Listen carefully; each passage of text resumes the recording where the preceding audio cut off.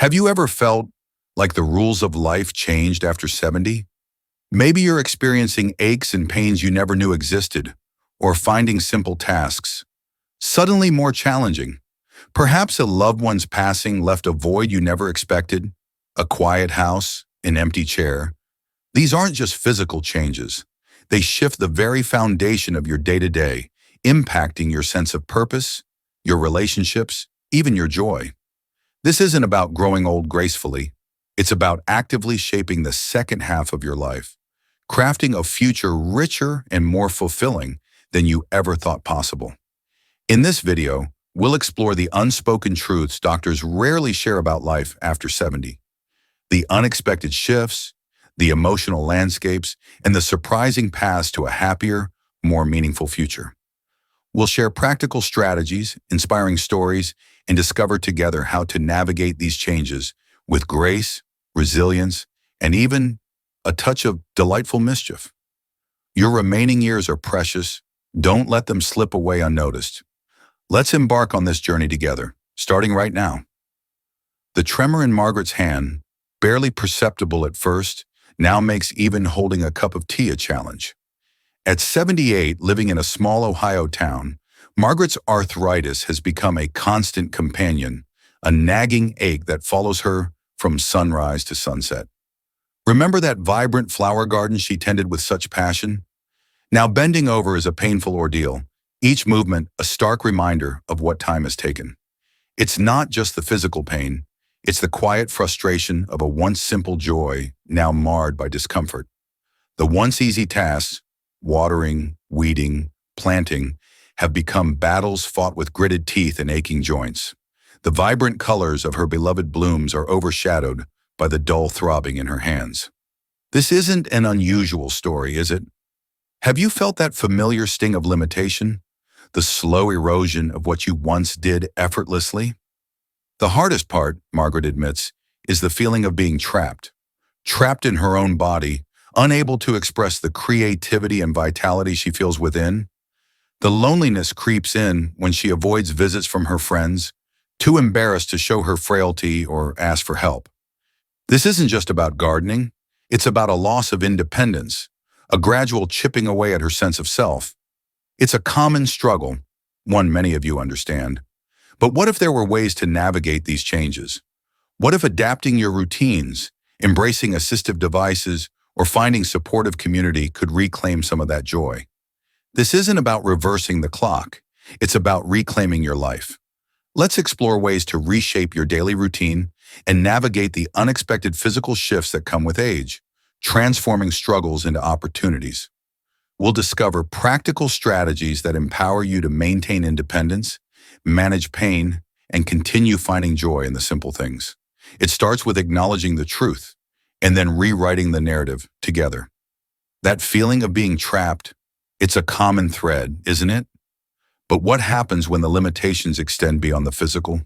What happens when the people who anchor us, the ones who share our laughter, our stories, our silences, are gone? Arthur, a 72-year-old retired carpenter from California, found himself adrift after his wife, Evelyn, passed away last spring. Their life together, a carefully crafted tapestry of shared routines and quiet affection, unraveled with her death. The small rituals, morning coffee together, evening walks hand in hand, the shared silence over a crossword puzzle, those were the threads that held him secure, and now they were gone, leaving him with a vast emptiness that no amount of carpentry could fill.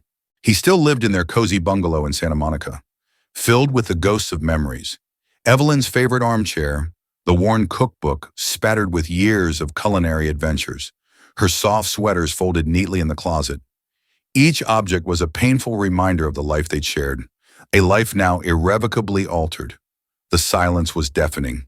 He'd lost his best friend, his confidant, his partner in life's grand adventure. It wasn't just grief, it was loneliness, a profound sense of isolation that crept into the crevices of his heart. Many of you understand this feeling, this deep and often misunderstood ache. It's not something you can simply get over with a few motivational posters. The loss of a loved one isn't just about sadness. It's a seismic shift in your identity, in your routines, in your entire sense of self.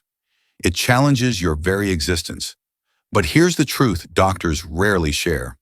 You are not alone in this. The path to healing isn't about replacing your loss. It's about redefining your relationships and discovering new sources of connection. It's about cherishing the memories, but also embracing the potential for new chapters, for new connections, for new joys. Arthur found a lifeline in an unexpected place, a local woodworking class. Initially, he felt awkward and out of place, his hands clumsy and his heart heavy. But gradually, as he worked alongside others, he rediscovered the comfort of shared activity, the camaraderie of like minds, the solace found in creating something beautiful with his own two hands.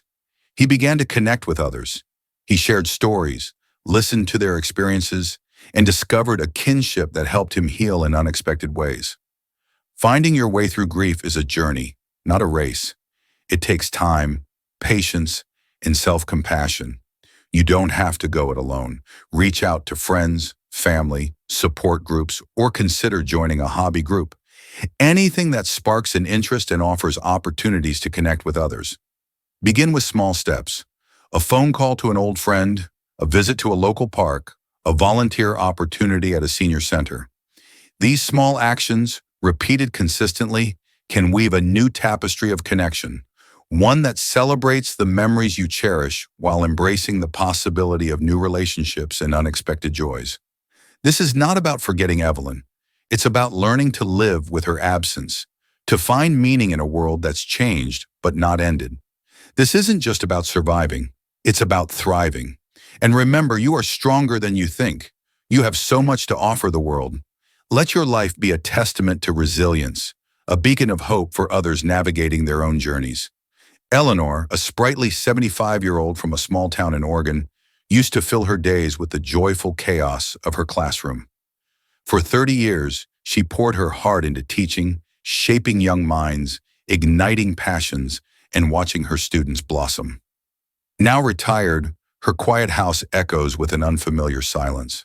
The vibrant energy that once flowed from her fingertips now feels stagnant. She misses the daily interaction, the challenge of a new lesson plan, the spark in a student's eye when understanding dawns. Retirement, she's discovered, isn't the peaceful paradise she'd envisioned. It's a vast, echoing space, demanding to be filled with purpose, with meaning. It's a common experience, isn't it? That feeling of suddenly having too much time, yet not knowing what to do with it.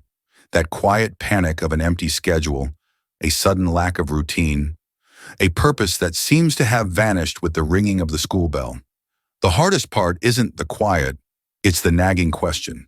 What now? What is my purpose? Eleanor finds herself drifting, a leaf on a slow-moving current, uncertain of where she's headed. She tries knitting, but the needles feel clumsy in her hands. She attempts painting, but the colors seem dull, lifeless. She volunteers at the local library, but the task feels meaningless. It's not just Eleanor, is it? Many of us face that same struggle, that nagging feeling of being adrift, without the familiar currents of our previous lives to guide us. But here's the truth, and it's a liberating one. Purpose isn't a destination, it's a journey. It's not a single grand achievement, but a series of smaller, significant steps. It's not about finding one thing that defines you, but about cultivating a collection of small joys, small contributions, small acts of meaning.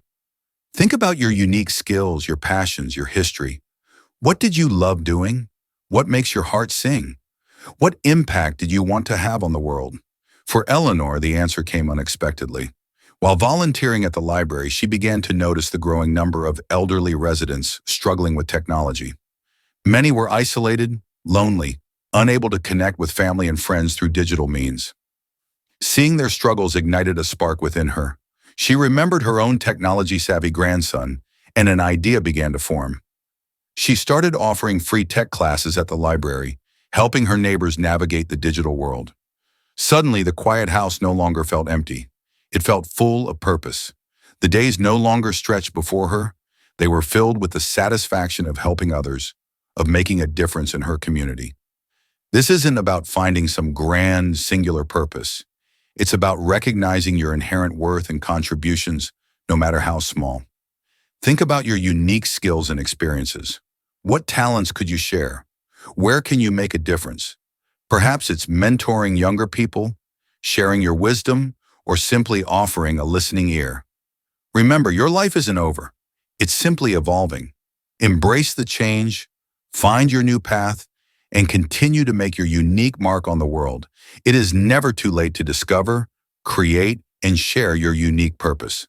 Your life is a story still being written, and your chapter after 70 can be rich with meaning and fulfillment. David, 80 years young and residing in the vibrant heart of New York City, faced a diagnosis that could have easily broken a lesser spirit. Yet his laughter lines, etched deep by time and experience, tell a different story. They speak of resilience, of a man who chose to embrace life's curveballs with an unwavering spirit. He understands the weight of uncertainty, the sting of limitations. He knows firsthand the aches and pains that accompany the passage of time, but David refuses to be defined by them. His secret? It's not about ignoring the challenges, but about recalibrating your perspective. It's about finding the quiet moments of joy within the chaos, the silver linings within the storm clouds. Think about the things that truly bring you happiness. Is it the warmth of the sun on your skin, the comforting aroma of freshly brewed coffee, the sound of your favorite music, a melody that evokes cherished memories? These simple pleasures, so easily overlooked in the whirlwind of daily life, become beacons of hope in the face of adversity. Nurture these moments. Savor them. Let them be your anchor in times of uncertainty. Forgiveness, too, plays a crucial role in this journey. Forgive yourself for past mistakes, for unfulfilled dreams, for the paths not taken. Forgive others, too, for their shortcomings, for their unintentional hurts. Holding on to resentment is like carrying a heavy weight. It only weighs you down. Let go. Free yourself from the burden of past regrets and allow yourself to embrace the present moment. Mindfulness isn't about ignoring your troubles. It's about acknowledging them without judgment.